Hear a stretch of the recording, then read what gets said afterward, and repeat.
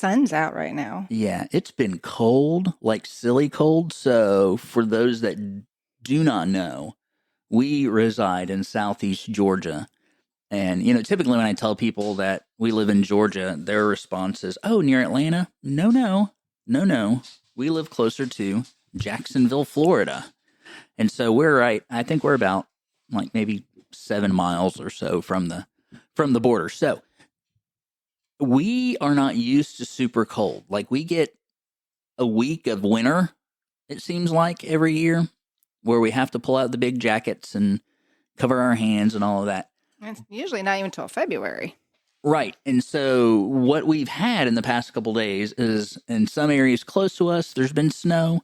I've got friends that have, posted pictures of beaches covered in snow. Now, we didn't get snow as much as we got ice everywhere. And I haven't lived up north in a very long time. And so I am incredibly thin-skinned. My blood is pretty, what's the word I'm looking for? Thin? Thin. It's watery even. And so, yeah, so we're kind of hiding out in the house and figured, hey, this is a good time to put together a conversation about inclusion. Now, we've talked about inclusion before, a handful of episodes back. But what we want to do today is we want to approach inclusion from the standpoint of a parent, from the standpoint of a teacher, and kind of discuss some of the things that take place during inclusion. So, before we start talking about this, it's probably a really good idea to provide a definition on what inclusion is, because what I've learned is that as a society, we have become okay with minimizing definitions. We've become okay with allowing it. And when I say allowing, I don't mean like controlling, but kind of assuming that when we go into conversations that everybody uses the same definitions as we do. And here's a quick thing about the American language. I had a class, years ago in seminary when I had an instructor talk to me about, it was one of the Greek classes. So Greek is, for those of you that have done it and get it, good on you.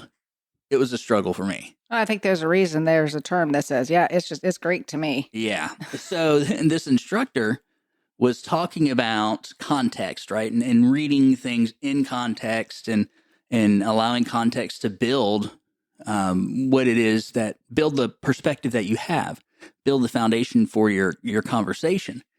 And he told us a story about meeting somebody that worked for Merriam-Webster's dictionary. And my instructor said to this friend of his, that must be really cool having a job that dictates how the entire country defines words. He said, you'd be surprised that it actually works the other way. That usage of the word over time shapes the definition. And so what he was saying is that as the years go on and people use words, it will begin to change its definition over time and be something completely different than it was 20 years ago. Now, at a very surface level conversation, when we were growing up, there were certain words that, that we used as kids that adults looked at us and thought, that's crazy. That doesn't even make sense. And now, even today, we hear kids use words and we find ourselves trying to figure out where in the world did that even come from, right? Right. No cap. What? Why would anybody say that? But then, we said things rad and... Bad. Man, that's bad. That's bad. What do you mean it's bad? No, it's not bad. It's good. No, Mom. Right? They're so old. They just get with the times. But anyway, I said all of that to say, for this conversation to go forward, it's probably a really good idea to lay out our definition of what inclusion is.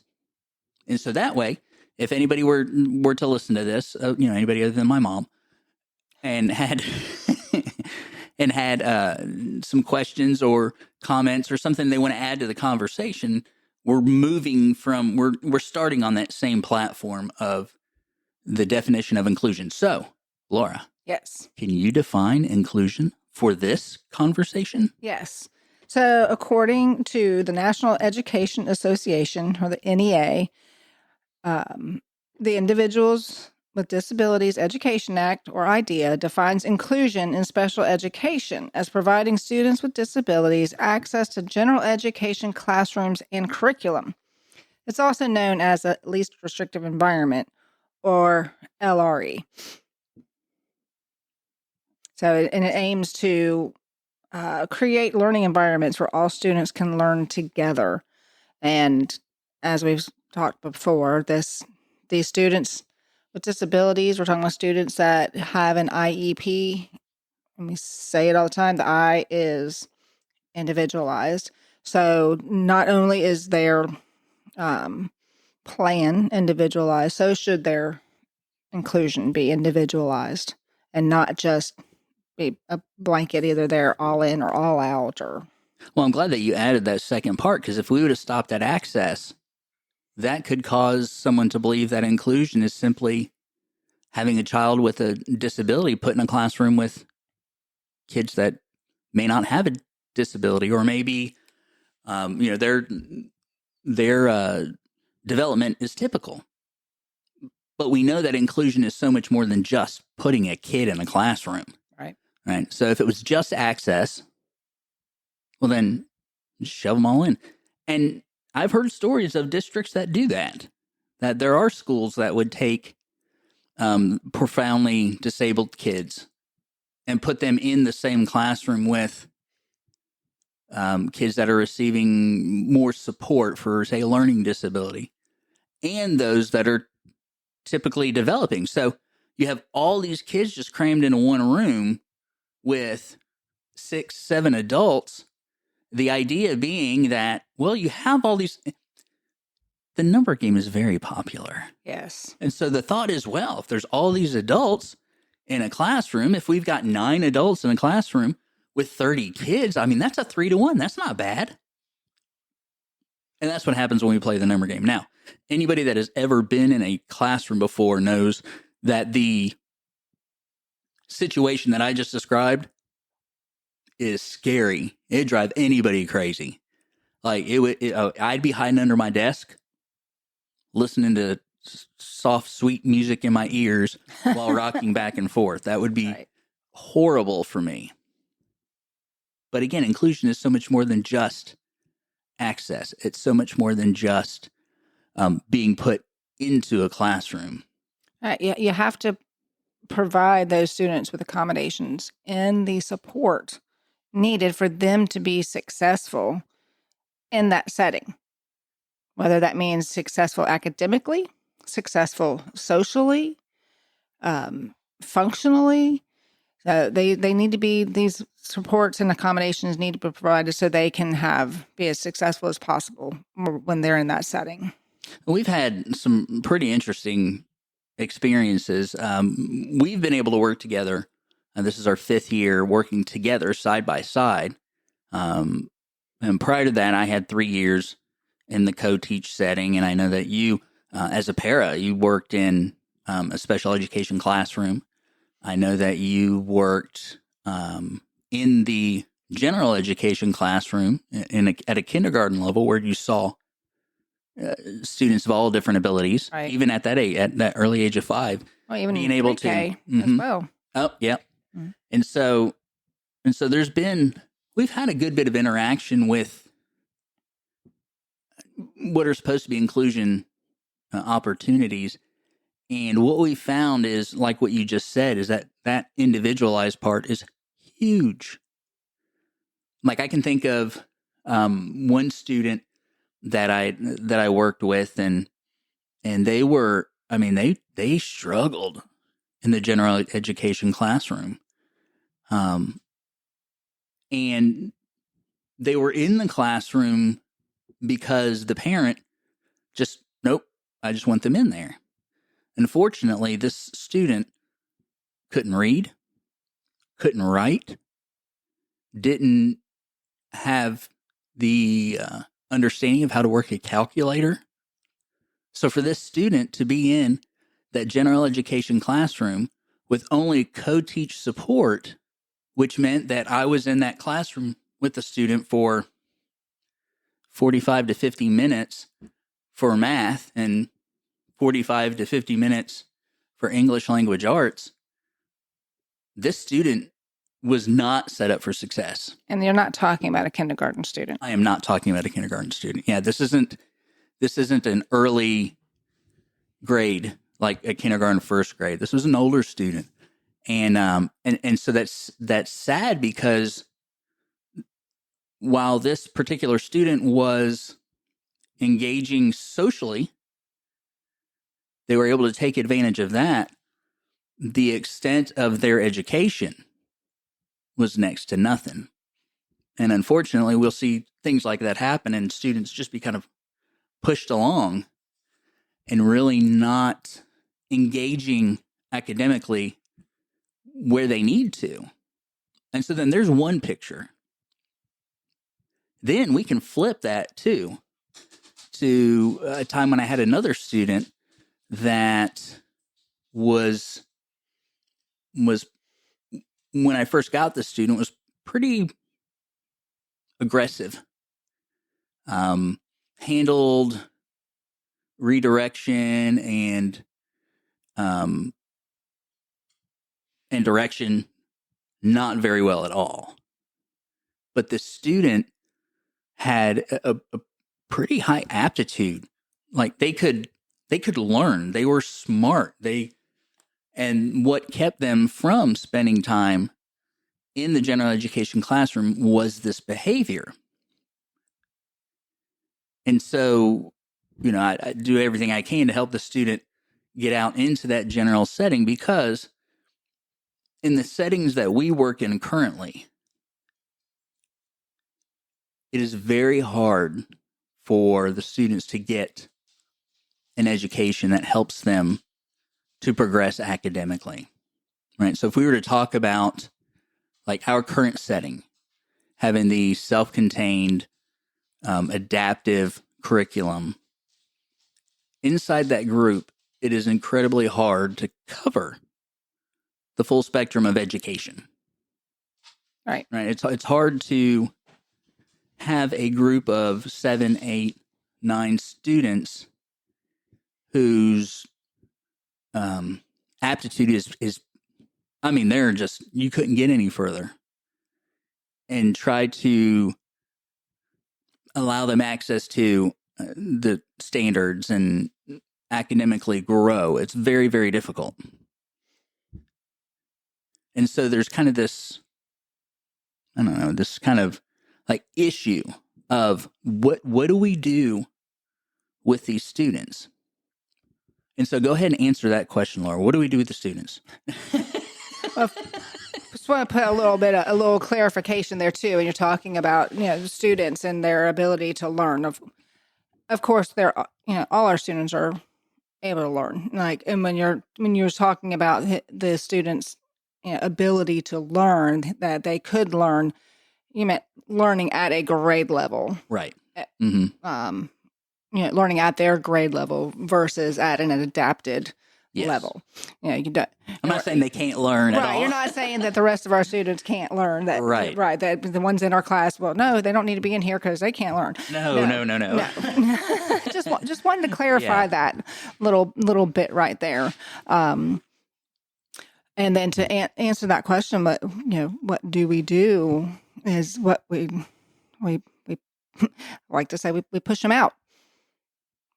We try to, our goal, and we say this in kind of a kidding, not kidding, our goal is to get our kids out of our rooms. As much as we love our kids, if we can get them out of our rooms as much as possible and in that inclusion setting, then that means the world to us. However, we also have found that sometimes some of our students that are higher achieving and more functional, in our rooms, it can be deceptive because we have them in our rooms and, oh, well, maybe the student, and then they get into that classroom and it's difficult for them to keep up. So it's, It's an affirmation that they are functioning best in our class, academically and socially, right? So that forcing them into that setting is not going to help both sides of that, the social emotional and the academic. right. But we're also firm believers in trying it as much as we can and as early as we can. Mm-hmm. That, like we've said, just with about everything in this industry, this field, is that early intervention, early detection, early intervention. And, why not try when you have these little ones in kindergarten, and try to have them in kindergarten as much as possible. Because one, they're kindergarten, Mm-hmm. and they're going to be immature. They're going to develop it in different ways, because you have some kids that go into kindergarten and turn 5 in a matter of weeks. And then you have other ones that are in kindergarten and aren't going to, turn 5 till later on in the school year. So, so that those are kind of our experiences, that we just push it out, and we've had great teachers that Mm-hmm. have, some of them seasoned, said, yes, give me them all. Just give them all to me. And then other ones that are like, okay, so how am I supposed to do this with these students and this with this student? And,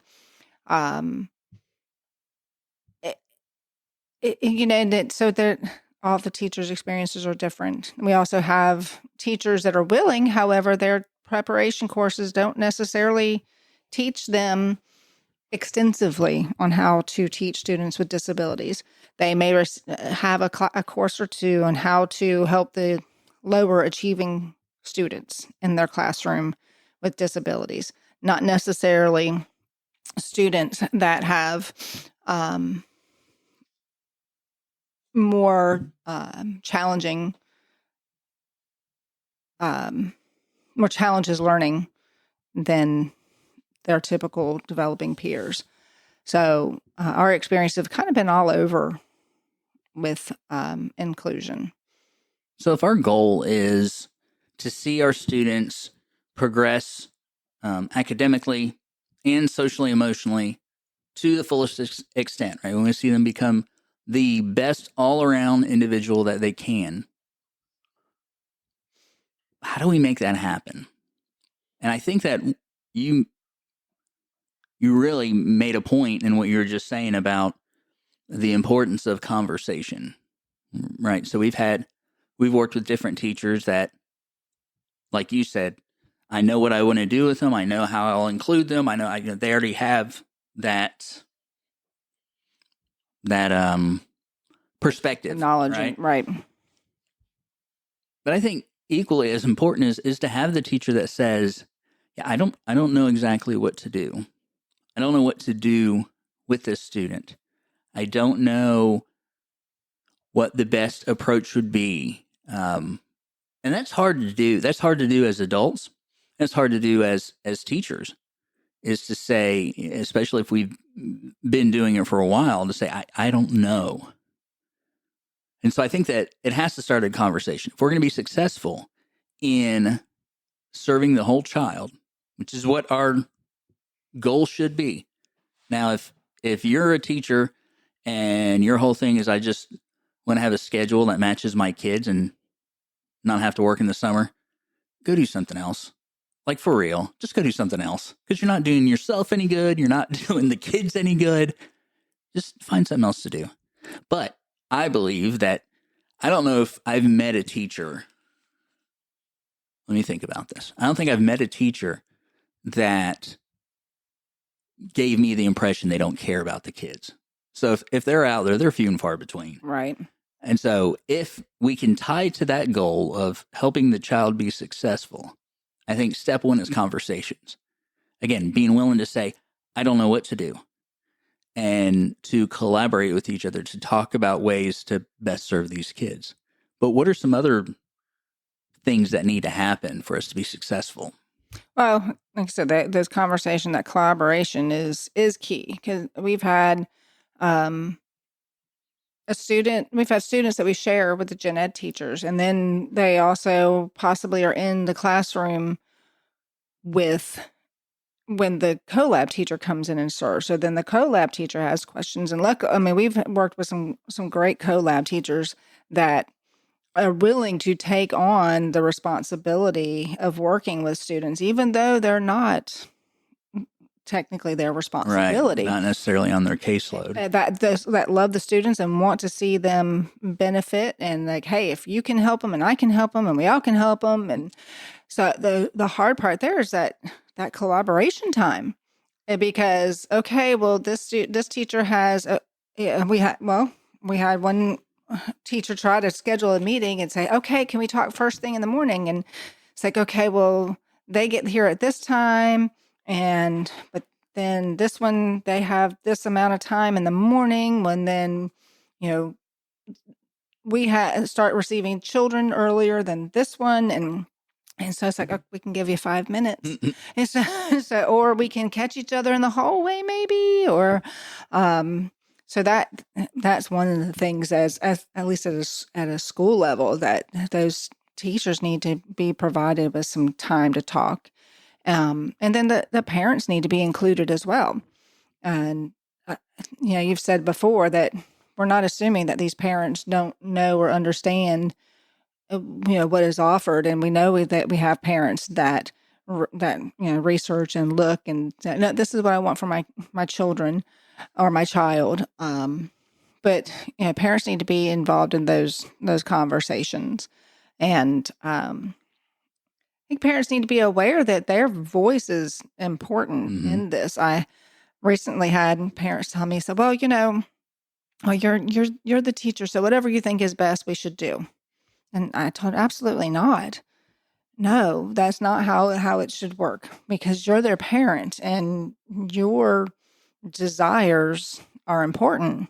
Mm-hmm. And, parents need to know that if this, you want a certain setting for your child, then, these things should be done to accommodate that to I don't know what word I'm looking for there. Yeah, rational level, I guess you would say. You're going to have team members that disagree, but I think in the end, what needs to be looked at is what is in the best interest of the student. Pulling them out just to pull them out does them no good. Push them in just to push them in sometimes is more harmful. Mm-hmm. But I think providing, once it goes back to providing support to the teacher, support to the student, support to the support staff that might be working with them. That's one of the things that to happen for, those are some of the things that need to happen for inclusion to be successful. As far as also training, because general education teachers aren't often equipped how to instruct students with disabilities. Paraprofessionals aren't always don't always receive training in how to support students with disabilities, how to modify some of their work. We're fortunate to have a fantastic staff for some of our children that go into the general education classes, and that can say, okay, so they're working on this, and I was thinking that maybe something like this. We have anything that I can take with me so they can still be working, but not necessarily this level? And however, all support staff haven't received that kind of training or instruction or have that knowledge. I know as human beings, it's not uncommon to not be able to see past what you're in the middle of at the time. Right. And so it's easy for a teacher and it makes sense to be focused on what is happening between these hours at school.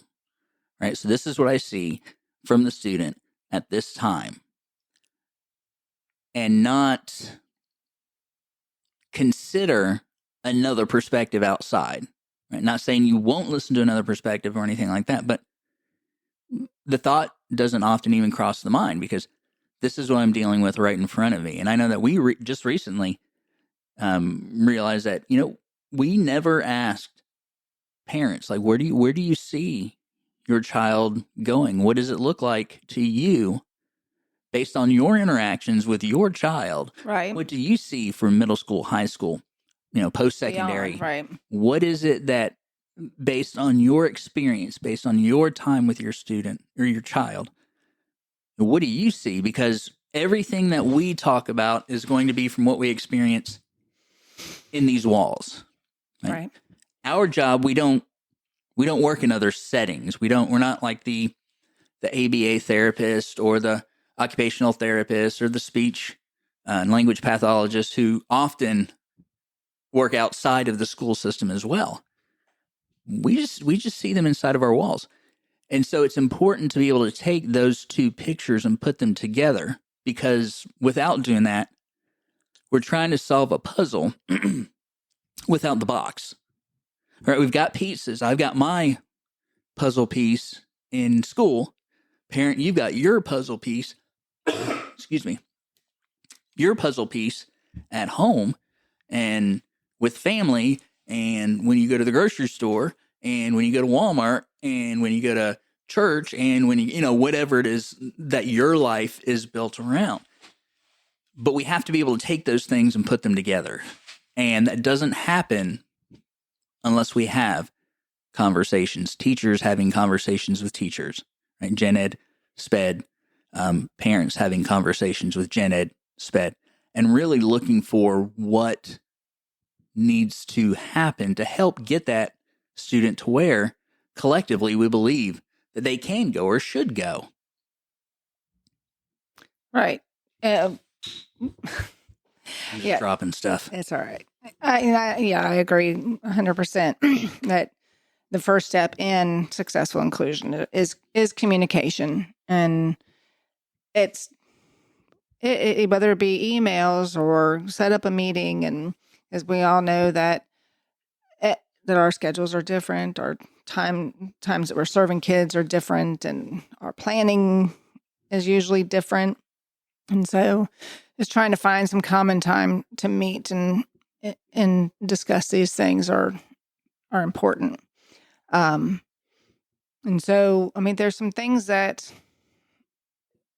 will go, briefly, some just tips just to get started. If you go back to work next week and you're a teacher and hey, guess what? This student's coming to your class. Because it could happen. Right. What do you do? Or a parent, you decide that, okay, hey, I, want my child to be included more. What do you do? So a couple of things as far as teachers, what they can do to ensure that the students that are coming into their class have a space for them.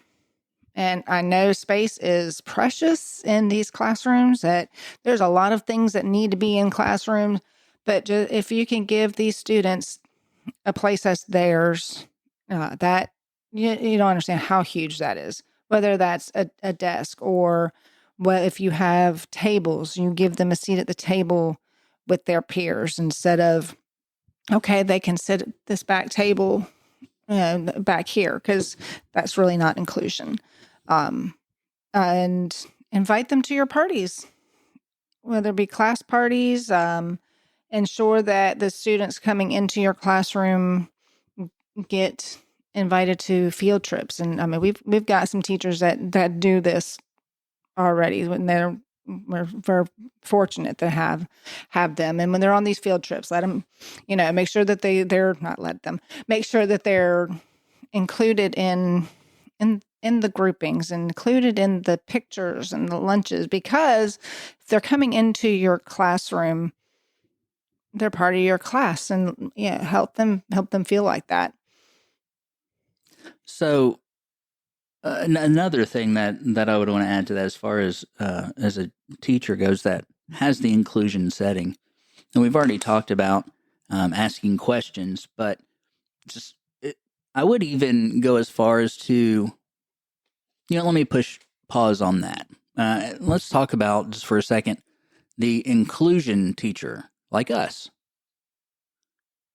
We should be having conversations with those general education and co-teach teachers as well. Because like you said earlier, we see our kids operating in our setting. And there's oftentimes things that we see that would help us or cause us to believe that they might be able to get some more inclusion time. And so for those things to happen, there's got to be that connection with the the adaptive teacher and the inclusion teacher to talk about those things. What do you think the best way to try this out would be? Right. And we see more of that in elementary school because of we're just beginning to learn at this time as students. But what part of your day do you think would be best for a student that 1, 2, 3, right? And that we academically don't know that they're going to be able to connect with it at all. However, we want to see them connect with students their age and get some of that social time. How does that work for you? When is best for you? Instead of, we often just try to force people into places. And I'm not saying just the adaptive teachers, I'm saying all teachers, because we have so much to deal with. It's one of those, well, here, just try it. Tell me how it goes. Right. And then from a teacher or from a parent standpoint, if you have a student that is in an adaptive classroom that is self-contained, and you want to see your kid get an opportunity, go ahead and start talking to your teacher. Give it a shot, because you're never going to know unless you try. Right. So we've been talking for a little bit now, and I think it's about time to wrap it up. Okay. Do you have any last minute words of wisdom that you would like to share with our listener? I think just following up what you talked about the parents, that share these concerns with your teachers, your child's teacher, or these desires for your child's teacher, and ask questions. And if there's something that is important to you, then do everything you can do to ensure that you've explored every option. Yeah, we got to be willing to leave our toes at home.